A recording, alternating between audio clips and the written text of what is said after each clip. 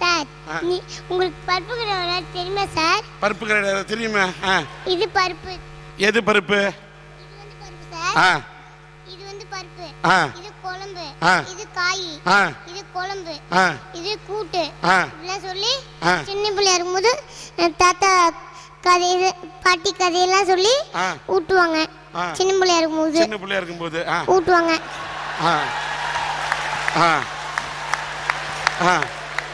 கழுவி நாளைக்கு விட்டு கழுவி காக்காத்து. ஏன்னா எம்ம மட்டும் சாப்பிடக்கூடாது, அவங்களுக்கும் கொடுத்துட்டு தான் சாப்பிடணும். எல்லாரும் கொடுத்துட்டு தான் சாப்பிடணுமா? ஆமா. சரி. எனக்கு ஊர்ல எல்லாம் ஃப்ரெண்ட்ஸ் எல்லாம் இருக்காங்க.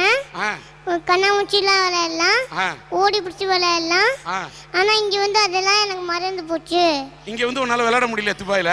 அப்படி இங்க வந்து எனக்கு மறந்து போச்சு.